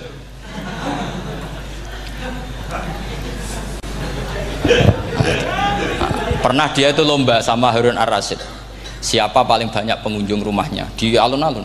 Harun Rasyid bikin khemah, dia bikin khemah. Tentu cerita ini bohong, yakini ini bohong, makanya ini bohong tenang. Makanya ini anekdot, hanya guyonan. Harun Rasyid karena dia raja itu ada apel, ada makanan macam-macam. Ya tentu pengunjungnya banyak. Batas akhir itu penilaian jam 12 malam. Abu Nawas tenang, satu pun nggak ada pengunjung, nggak ada makanan, nggak ada apa. Pas jam 12 rumahnya dia, kemahnya dibakar, orang ke dia semua. Tit menang dia karena jumlahnya, bahkan Harun Rasyid itu datang ke kemahnya dia karena lombanya kan pengumpulan massa terbanyak. Tit jam 12 Harun Rasyid pikirannya santri ya guys, sugoi jajan mesti teko, pikirannya gitu. Abu Nawas pikirannya beda, jeneng ana kebakaran pasti datang. Wis dihitung biaya khemah sama hadiahnya banyak hadiahnya. Yang ahli falak ini punya ilmu yang rasional, yang pinter sekali. Dia ilmuwan bahwa bumi itu bulat-bulat. Nah, saya lagi tren meyakini bumi flat, itu ya kacau nih. Mau gara-gara penjelasan sing sepihak. Ini wong nganggur. Lah wong ilmuwan kok sentimennya perkara wedi duit. Nggak boleh ilmuwan menyebut sentimen apa? Uang. Akhir bumi itu bulat-bulat. Jadi kalau Anda jalan ke timur terus nanti ke titik yang sama. Abu Nawas paham karena dia memang nggak ahli sains gitu. Suatu saat si profesor ini kemalingan, malingnya melayu ngetan. Minta tolong sama Abu Nawas, kejarlah maling itu. Kemana? Ke timur. Dia ngejar ke barat. Ditanya sama profesor, saya udah bilang larinya maling itu ke timur, kalau kejar ke barat nanti ketemu di titik yang sama. Jadi, akhirnya profesornya ngerti, oh ngenyek tuh ya, kira itu. Jadi nah khawatir saya nanti kalau santri-santri tidak pinter ilmu terus pilihannya ilmu kayak Abu Nawas, jalan pintas tadi. Karena belajar falak jelimet, belajar faraid apa jelimet, ada aul, ada roh, terus semua ada masalah yang ruwet-ruwet, terus akhirnya mau olah bicara. Ini musibah, innalillahi wa inna ilaihi raji'un. Itu tidak boleh. Quran tidak mengajarkan itu. Quran tetap mengajarkan ilmu meskipun ada nilai seninya. Ya tadi nilai seni tadi, misalnya Allah mencontohkan darabawu masalah rajulan fihi syuraka. Terus kedua uniknya Quran itu begini. Setelah dipikir itu nyata-nyata lebih detail. Misalnya begini. Ketika Allah mencontohkan ba'udah itu nyamuk. Itu orang-orang kafir itu bilang gini, ya Muhammad, Tuhan Anda kehilangan stok ilmiah. Sehingga contoh itu enggak yang dahsyat tapi sekedar nyamuk. Wong nyamuk kok digawe contoh. Mbok ya contoh itu dinosaurus, tak jerapah, tak apalah yang keren itu. Mosok contoh apa? Nyamuk. Terus Allah menjelaskan innallaha la yastahyi ayyadriba apa? Mathalam ma. Contoh apa saja? Apa saja itu ditafsiri ba'udatan fama faqaha, entah itu nyamuk fama faqaha atau yang di atasnya nyamuk, maksudnya di atasnya itu filkillah atau fisighor, atau yang di atas nyamuk yang lebih kecil ketimbang nyamuk. Sekarang saya contohkan kata Rasulullah, contoh yang kecil saja, nggak usah bikin nyawa, nggak usah, itu terlalu mustahil.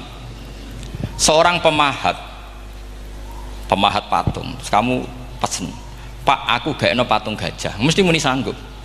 Tak muni, Pak, gaekno patung gajah, ukurannya ya semestinya gajah, oke. Tapi Pak, aku gaekno patung nyamuk, ukurannya ya sak nyamuk. Kira-kira sanggup apa enggak? Artinya ketika Allah gawe nyamuk itu lebih sulit ketimbang gawe gajah, apa lebih mudah? Lebih sulit. Karena nyamuk yang sudah kecil, dia punya alat kelamin terus seberapa juga? Alat kelaminnya juga tetap harus ada lubangnya, terus seberapa juga? Temen saya malah ada yang cangkem elek bilang gini, lalu ya punya kuman, kumannya seberapa? Lah ini pentingnya ngaji akal. Kamu jangan hanya bilang, wow dinosaurus, jerapah, seru nyamuk. Nah karena orang sudah ada itibar dengan nyamuk, didatangkanlah nyamuk banyak. Sebenarnya nyamuk banyak itu mergo mangkel, gak diperhatikan itu. Makanya terus. Lah ini saya tahadus binemat, istri saya itu sering protes.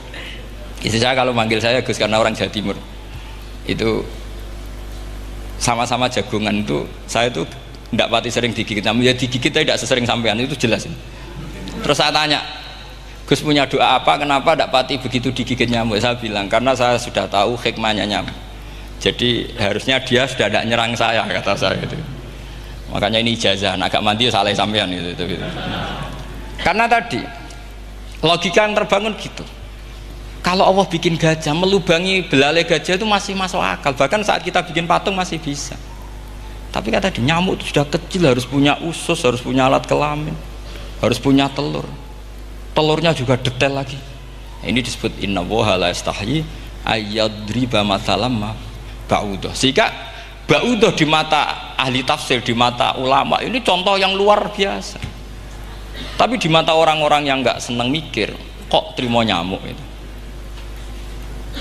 Makanya saya minta kangkang di sini bisa makan itu harus syukur. Makan itu luar biasa. Saya itu sering nyontohkan di Jogja ini. Saya punya temen sakit, kalau nggak ada obat dari Belanda itu mati. Kalau ini nggak dapat obat bagus dari Belanda atau dari Jerman itu meninggal. Berapa bulan lagi matinya? 3 bulan. Kalau nggak sampai dapat obat mati 3 bulan. Oh masih mandi obat yang di Jogja, apa itu makan atau minum? Kalau orang tidak minum tidak sampai 3 bulan sudah mati. Boleh orang itu mikir seperti itu. Tapi kita ini kalau obat dari Jerman, dari Belanda itu hebat. Kalau enggak kita mati sebulan lagi, 3 bulan lagi. Allah bikin obat pada kita tiap hari, yaitu kita bisa makan, bisa minum. Itu kalau sekali nggak makan 5 hari bisa mati sama. Tapi kita karena ngakan itu hal yang biasa, nak duit iso utang terus dianggap biasa. Ini kalau ulama masalah besar. Punya otak seburuk itu masalah besar bagi ulama. Sehingga Allah tidak malu ketika ngendikan kulu wasrobu, tidak malu karena makan ini urgen, sangat penting. Dan Allah tidak malu meskipun Quran itu temanya kelas tinggi, biasa Allah mengatakan jong kowe kulu minta ibadi marusang nakum, kamu makanlah. Karena minum obat itu kebutuhan kita ketika sakit. Tapi kalau makan adalah kebutuhan kita sihatan wasukman, saat sakit maupun saat sehat. Nah, kalau Anda dengan kualitas ini, ketika Allah membicarakan makanan itu Anda akan respect sama Allah karena memang ini urgen betul. Tapi kalau Anda cara berpikir gini, hanya cari goro ibal ilmu yang aneh, yang seru, kamu baca ayat itu akan menjadi biasa-biasa saja. Dan itu masalah bagi mahabbah Anda pada Al-Quranul Karim. Ya saya kira demikian. Terus saya pikir tidak etis ya, karena ini Jumat nanti sing biasa itikaf nanti terganggu. Nanti saya ada ke problem ya. Kalau ada tanya jawab ya saya mohon tadi ya, karena ini zaman akhir saya memang butuh sekali. Kenapa saya mau datang? Satu, hormat Kiai Hanan. Dua, saya memang ingin banyak mufassir lagi, jangan hanya lewat baca terjemah kemudian merasa menjadi ahli apa Quran atau ahli tafsir. Itu musibah besar itu masalah besar itu. Ya pokoknya saya mohon lah ya, setidaknya gitu. Misalnya orang kafir, kamu cari saja orang kafir, ternyata ada yang harbi, ada yang dhimmi, ada yang mu'ahad, ada yang mustakman. Lalu dalam tarikh ada kafir Yahudi, kafir Nasrani, kafir ahli kitab. Kalau di fikih ada kafir yang lahum kitabun, ada yang tidak lahum kitabun. Kalau yang lahum kitabun disebut ini kitabiah kholiso, yang tidak itu kan beda-beda di fikih, boleh nikahnya ndak, khilu dhabihatihim atau tidak, itu kan detail sekali. Makanya saya mohon ini latihan detail. Oke, sampean tetap ngaji, sering khatam itu bagus karena mengumpulkan semua ilmu. Tapi sampean harus menganalisis secara apa? Saya dulu ngaji Mbah Mun Muslim ya kilatan. Tapi saya ngapalkan sama Gus Ibab. Gus Ibab putrane Mbah Mun, dulu muridnya Said Muhammad. Saya itu tak pelajari lagi di rumah. Tak analisis lagi setelah besar sampai sekarang karena ya itu beda. Kita selalu Rabbi zidni apa? Ilma. Misalnya begini contoh ya, contoh. Kita mungkin tahu maknanya ayat tertentu itu begini, misalnya begini, faqula lahu qawlan layyinan la'allahu yatadzakkaru aw yakhsha. Musa dan Harun, jika kamu datang ke Fir'aun, maka kalau ngomong, kalau dakwah itu qaulal layyinan, dengan dakwah yang halus. Nggih, qaulal layyinan. Ini bagi yang ekstremis harus baca dialek ini. Ini kisah nyata yang diceritakan Habib Zain bin Semit ketika ngarang Al-Manhajus Sawi, juga diulang-ulang di beberapa kitab. Suatu saat ada ustadz corong Jawa Kemelinti datang ke Harun Ar-Rasyid. Harun Ar-Rasyid ini Banil Abbas, termasuk zuriyahnya Abdullah bin Abbas. Karena Harun Ar-Rasyid sebagai khalifah tentu salahnya banyak, namanya pejabat pasti salahnya banyak, meskipun kebaikannya juga banyak, tapi salahnya juga banyak. Kalau kita kan tidak pejabat, salahnya tidak banyak, tapi prestasinya juga tidak banyak. Ya kan, misalnya ada tamu Raja Salman, katanya hormat tamu wajib, kamu kan tidak bisa hormat karena dia juga tidak mau dihormati kita kan. Nah terus si ustadz tadi datang begini, saya itu masih hafal teksnya, ya Amirul Mukminin, inni nasihun lak famusyaddidun alaika fala tajidanna ala nafsika fi nafsika aliyya syai'an. Saya ini mau nasihati Anda, tapi saya maaf sekali karena nasihat saya ini kasar sekali. Musyaddid itu kasar, keras. Fala tajidanna fi nafsika aliyya syai'an, saya mohon jangan dimasukkan hati lah, makanya terjemah bebasnya jangan masukkan hati. Katanya Harun Rasyid langsung marah, uskut ya jahil, kamu itu ustadz bodoh, kamu tidak boleh keras sama saya. Dia masih bantah, saya keras sama Anda karena Anda salahnya banyak. Terus apa kata Harun Ar-Rasyid? Inna wa ta'ala qad arsala man huwa khairum minka ila man huwa syarrum minni wa ma'adzalika qala ta'ala faqula lahu qaulal layyinan. Allah mengutus orang yang jelas lebih baik ketimbang kamu, yaitu Musa dan Harun.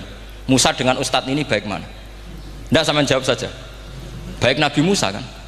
Ilaman huwa syarrun minni. Fir'aun dengan Harun Ar-Rasyid buruk mana? Buruk Fir'aun. Itu saja masih dengan etika faqula lahu qaulal layyinan. Musa dan Harun kamu harus sopan.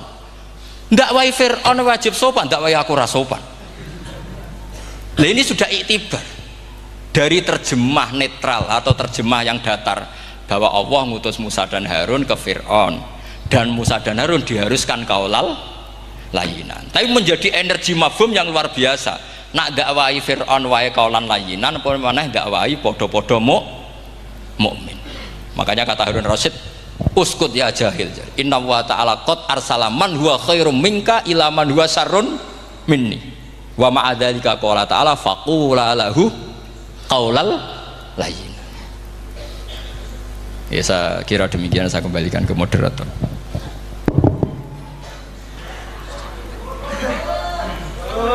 Ya, setengah jam Jumat. Ini nanti Jumat setengah jam mawon iki pun mepet. Alhamdulillah penyampaian materi dari beliau telah selesai, sangat menarik, gamblang dan sangat jelas sekali, sehingga mungkin tidak butuh untuk kesimpulan dari moderator. Jadi dialog ada waktu 30 menit. 30 menit kami buka 2 pertanyaan dulu, mungkin yang dari depan ada mic, monggo diparing nih. Niki Bapak Majroh nih. Satu orang satu pertanyaan Pak nggih.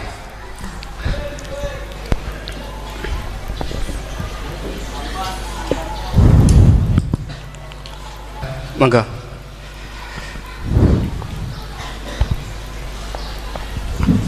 Assalamualaikum warahmatullahi wabarakatuh. Waalaikumsalam. Dumateng Yai, ini ada pertanyaan tentang penafsiran Al-Quran berdasarkan ilmu sains. Untuk abad sekarang kita mengenal teori ledakan besar yang sudah sangat populer.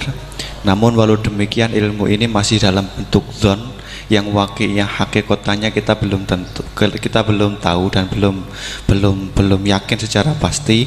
Namun teori ledakan besar ini kemudian disinkronkan dengan Al-Quran dengan penafsirannya bahwa ternyata di dalam Al-Quran itu sudah ada teori ledakan besar. Pertanyaan saya begini, menimbang ilmu teori ledakan besar ini adalah ilmu dzon, ini masih memungkinkan ilmu ini salah, sehingganya penafsiran terhadap Al-Quran ini menimbulkan kekhawatiran, yakni kalau ilmu ini sebenarnya salah kemudian disinkronkan dengan Al-Quran, nanti ada penyalahan dalam penafsiran. Namun sisi lain terdapat kebaikan, yakni ada banyak orang bicara bahwa Al-Quran turun sekian ratus tahun lalu, ternyata di dalamnya memuat teori ledakan besar yang baru muncul abad modern ini. Dari penjelasan ini pripun monggo Yai tentang penafsiran berdasarkan ilmu yang masih dzon, yang belum hakikatan seperti ini, monggo. Oke, sama namanya. Oke. Sing pertama Pak Ulil, yang kedua Pak Anwar. Itu sudah sama-sama keren Pak ya. Nggih. Pak apa siswa? Pak Ulil apa Ulin? Ulil. Pak Ulil. Ulil apa? Ulil Absor. Sudah Ulil Absor, sudah bener ya. Itu namanya sudah benar. Nggih. Yang kedua Anwar ya? Kedua Pak Anwar. Enggak, sudah gitu dulu. Cekap dua dulu. Sing pertama mungkin nek jenengan niki pertanyaan yang pertama, apakah keumuman Al-Qur'an bisa ditaksis sesuai konteks sekarang? Konteks sekarang kekinian niki. Niku pertanyaan yang pertama. Pertanyaan yang kedua, kejadian sains yang sesuai dengan sains, ilmu sains niku apa bisa juga dibenarkan, ditafsirkan ke Al-Quran? Mengingat ilmuwan-ilmuwan sains sekarang mengatakan bahwa Al-Quran itu banyak yang sesuai dengan sains akhir-akhir ini. Nah, seperti ledakan besar niku kalau diarahkan ke Al-Quran, apa memang sains itu sebenar-benarnya persis dengan Al-Quran atau masih ada kemungkinan nggak sama? Hafal Quran? Buatan apa belum? Tapi hafal juz 30. Nah, terus pertanyaan kedua dari Kang Anwar tadi itu memang problem ya. Tapi itu bisa diatasi lewat seni menulis. Biasanya kalau seorang penulis, apalagi di Indonesia itu kan gampang sekali. Kalau kata itu bisa bias atau majas kan bisa dikasih tanda kutip. Dikasih tanda apa? Kutip. Itu memang nyata ya. Saya pernah berdebat berkali-kali lah. Saya kan satu tim ya dengan Pak Zaini, dia seorang profesor, juga pernah tanya Gus Wafi, putrane Mbah Mun saat di Syria. Zaman itu Said Ramdan Al-Ghouti masih hidup. Saya itu punya komunitas dokter. Ini cerita nyata ya. Yang dia tanya gini, Pak Bahak, kita-kita ini ahli embriologi dan tidak pernah ada ceritanya ada segumpal darah dalam proses embriologi. Yang ada itu sekian zigot yang berhasil nempel di dinding rahim itu nanti yang jadi janin. Jadi kalau kita ngaji ada segumpal darah itu menjadi aneh bagi kita karena proses itu tidak ada. Ya saya jawab ya enteng saja. Ya kan yang bilang segumpal darah itu kiai kan tidak Quran. Makanya benar Kang Anwar tadi yang ngomong itu mufasirnya atau kiainya yang terjemah. Kalau Quran hanya bilang min alakin.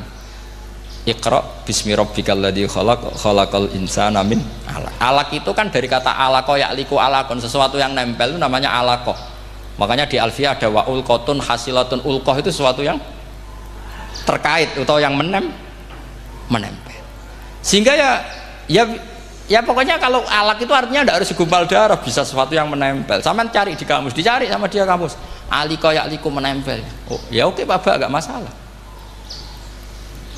Nah, lalu kalau kita memaksakan itu bukti ilmiahnya Quran ya resiko juga, nanti ada penelitian yang berbeda. Makanya kita bisa memanfaatkan tanda kutip kalau lafadz itu majas atau kata itu majas, kalimat itu majas. Atau kita menganalisis secara balaghah min jinsi dzalikat dam. Misalnya begini, saya kalau sedang benci Anda, saya akan bilang kamu itu membawa WC. Wong tak melete gawa WC ngalor ngidul, karena di perut kita memang ada kotoran. Berarti kita ini WC yang melaku ngalor ngidul. Oke, itu saat kita benci manusia. Coba sampean lihat di kitab tasawuf. Faqih fatatakabbar wa anta kanafun minal aknam, kan disebut kamu kok sombong kowe iku WC melaku. Tapi nanti kalau kamu ngaji di alam rohani, kamu disebut laqad khalaqnal insana fi ahsani taqwim. Artinya bisa saja alakin ini benar-benar maknanya segumpal darah, tapi dalam konteks manusia jenis kamu adalah jenis segumpal darah, bukan dalam proses embriologi mengalami segumpal darah. Kita masih bisa berkelit, asal kamu ilmunya banyak, hafalaman banyak, tetap bisa berkelit. Problemnya kadang kita tidak punya ilmu. Loh ya, ini kisah nyata ya. Jadi kemarin entah tanggal berapa saya lupa, itu kan Kemenak datang ke Yai, ke Mbah Mun, ke Gus Yofur.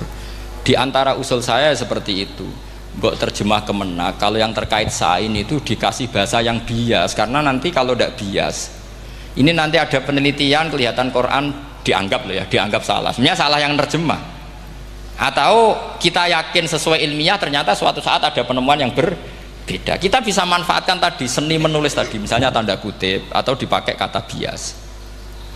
Ya misalnya begini, contoh paling gampang tadi, misalnya kita bangga misalnya Quran terbukti benar ketika mengatakan wa ja'ala bainahuma barzakha wa hijra mahjura, antara air tawar dan air laut itu ada pemisah. Kita mungkin ya setuju nyari-nyari ayat tentang Big Bang, tentang apa ledakan yang dahsyat. Tapi apapun itu teori itu bisa iya bisa tidak. Nah itu kita bisa manfaatkan tanda kutip. Atau seni pakai lughat.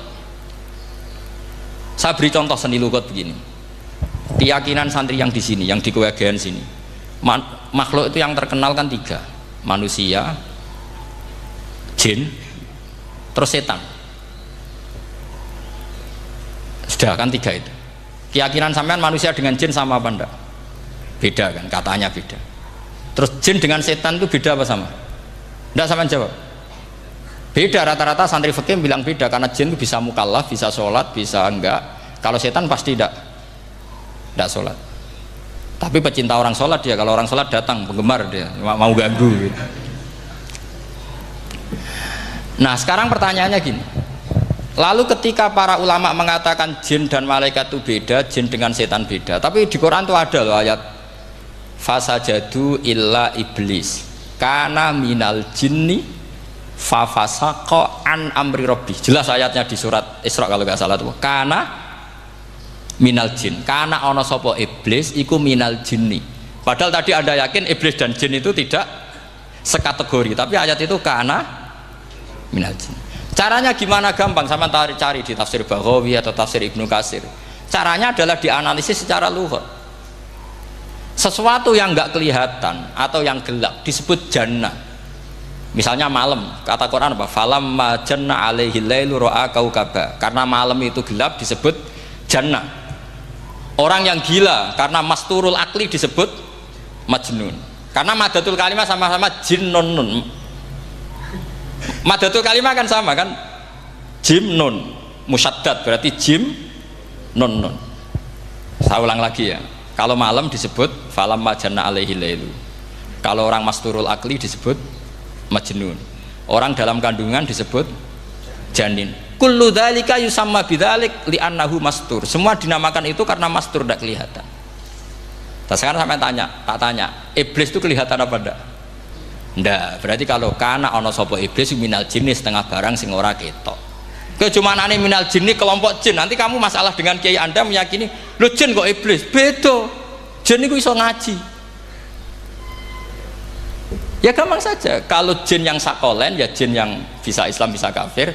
Tapi kalau kata jin yang dalam ilah iblis, karena minal jinni ay minal masturin. Faham yang saya maksud? Tetap bisa ada solusinya. Makanya ngaji itu jangan hanya Ibnu Katsir. Ibnu Katsir itu beliau hanya menjawab lewat riwayat. Beliau jarang bermain di lafadz. Tapi kalau sampean ngaji kayak tafsir Baghawi, kayak tafsir apa itu, subhanallah, ya Baghawi terus Bedawi, itu nganalisnya sering pakai lafadz dan itu menjadi mudah. Misalnya lagi begini, sholat kita ini ya sholat yang muftatahatun bitakbir, muftatamatun bitaslim. Tapi kita secara lughat jelas as-sholat lughatan ad-du'a. Dan ada lafadz di Quran yang nggak mungkin kita maknani sholat itu dengan makna sholat yang mustalah alaihim tal fuqaha, yaitu di ayat khud min amwalihim shadaqatan tutahhiruhum wa tuzakkihim biha wa sholli alaihim inna sholataka sakanullah. Muhammad, kalau ada orang zakat ke kamu, sholli alaihim, kamu harus mensolati mereka. Wong cek urip kok sholati. Pasti maknane sholli ai ud'ulahum, kamu mendoakan. Terus inna sholataka sakanul lahum ai du'auka sakanul lahum, doa kamu membuat mereka tenang. Paham sih kalau maksud? Lagi-lagi kita, kalau anda janggal secara ilmiah, ya sama seperti misalnya katanya bumi menurut Quran itu diciptakan dalam masa 6 hari, padahal menurut teori Big Bang sekian juta tahun. Lo yaumin itu maknanya tidak harus 24 jam. Kullahinin bisa disebut kullah yaumin. Buktinya ayat yas'aluhu man fis samawati wal ard kulla yaumin huwa fi sya'an. Apa Allah memutus sesuatu nunggu 24 jam? Kullahinin wa kulla waqtin huwa fi sya'an. Makanya di terjemahan UII termasuk saya usul fi sittati ayam itu dalam 6 masa. Karena kalau orang bilang hari asumsinya itu 24 jam kali 6. Itu masih bisa, masih meskipun mungkin seperti itu, tapi ya mungkin tidak. Tapi kita masih bisa bermain kata gini, ku dinetralisir. Yaum maknanya khin. Napa maknanya napa? Khin. Kayak di apa? Yas'aluhu man fis samawati wal ardi kulla yaumin huwa fi sya'an. Kayak di ayat lagi, limanil mulkul yaum. Allah tanya itu ketika di akhirat apa di dunia? Enggak, sampean jawab. Di akhirat. Ketika nanti di akhirat Allah tanya, liman iku kedue sapa al mulku te kerajaan al yauma, limanil mulkul yaum lillahil wahidil. Fa inna fil akhirah laisa hunaka yaumun wala hunaka sa'a wala hunaka misalnya arbaun wa isyruna sa. Di akhirat tidak ada 24 jam. Istilahnya Allah ya limanil mulkul yaum. Paham sih kalau maksud? Jadi lagi-lagi syaratnya hafal tadi. Nah, jadi artinya lafadz yaum dipakai di Quran berapa kali, konteksnya apa saja. Ya saya kira demikian. Mungkin kita anggap cekap ya, karena tadi apa, ini Jumatan terus tak pikir tanya itu ya saya yang tanya itu, karena itu tadi ya nggak apa-apa kalau masih ada yang tanya, tapi saya pikir ya itu tadilah yang saya utarakan, saya kira cukup. Kalau ingin alim memang syaratnya harus hafal banyak, terus ya kalau ndak ya itu tadi harus orang sudah ndak ada semua, terus tinggal kita yang hidup itu pasti kita alim sendiri itu. Ya pilihannya hanya itu. Tapi kalau ingin kompetisi masih gampang lah. Di Kediri banyak orang alim, di Rembang banyak, kan bisa. Cara Imam Bukhari al-luqi wal mu'asyarah, bisa sering ketemu lewat ngaji kilatan atau ngaji. Karena kiai banyak. Ada yang kiai fanatik khatam, kilatan. Di sarang ya banyak, kados Gus Said itu ngaji butuh khatam. Khatam itu barokah, kan pernah mendengar sekian. Ada kiai yang senangannya yang penting faham. Ada kiai yang kebetulan nasibnya baik, ya faham ya khatam. Itu ada santri macam-macam, sementing khatam, ono sing penting faham, ono sing penting ya penting untuk barokah. Terus repot asane. Repot terus. Tapi yang penting itu saya mohon lah. Kalau orang lain tahu Quran lewat terjemah, kita kalau bisa jangan lah. Kita ini ngaji Jalalain, ngaji tafsir Sawi, ngaji macam-macam. Saya itu kalau sinau tafsir itu tak ulang-ulang. Saya itu sampai lupa khatam Jalalain berapa kali itu sampai lupa. Karena itu tadi, setiap saya baca pasti nanti analisisnya beda. Tadi misalnya u'budu robbakum, kalau dalam konteks orang kafir jelas wahidu robbakum, karena mereka masih melakukan isyrak. Tapi kalau orang Islam dibilang cong kamu ibadah, dawimu alal ibadah, karena sudah Islam. Itu Imam Suyuti tidak konsisten. Nggak konsistennya karena beliau orang alim. Ya Yuhannas kadang ditafsiri ahla Makkah, memang saat itu konteksnya Makkah. Tapi dalam konteks Islam tentu wama arsalnaka illa kafatal lidasi basyira wa nadhira. Itu kan ulama. Kalau ingat asbabun nuzul ya ayuhan nas jelas ahla Makkah. Tapi kalau ingat umumul Quran nas ya kullan nas, bukan harus ahla napa? Makkah. Makanya ada fi tafsirin qala ahla Makkah, wa fi tafsirin akhar dia bilang ayyan nas. Ini yang mengulang-ulang akan paham karena konteksnya apa? Beda. Lagi-lagi ya tadi harus hafal. Ayuhan nas dipakai Quran berapa kali, konteksnya apa saja. Makanya Ibnu Abbas ketika ditanya bagaimana perbedaan ayat Makkiyah dan Madaniyah, beliau enteng jawab, biasanya kalau surat Makkiyah dimulai ya ayuhan nas karena mereka zaman itu masih kafir, belum berstatus mukmin. Kalau di Madinah rata-rata khitab sudah ya ayyuhalladzina amanu, karena di Madinah mayoritas sudah mukmin. Tetap memanfaatkan proses dialek dan itu mudah. Memang kalau kita neliti terus mudah. Maknanya mudah itu tidak sulit. Ya memang Nabi begitu. Loh, sampean kalau hafal hadis nanti akan ngomong seperti saya. Lalu itu otomatis. Misalnya begini, Nabi itu ditanya, ya Rasulullah, dulani ala amalin gini-gini, terus terakhir dia ya yudkhilunil jannah, yang bisa masukkan saya ke surga. Nabi jawabnya itu, inna dzalika yasir, itu gampang. Tapi terusannya yang nggak nguati, alaman yassarahu wah. Oh, itu gampang dong bagi wong sing digampangno pangeran. Orang kata Nabi, wah ini sulit, tidak semua orang masuk surga. Nabi jawabnya, inna dzalika yasir, itu gampang. Tapi terusannya alaman yassarahu wah. Iya, Quran adatnya ya gitu. Inna dzalika ala wahi yasir.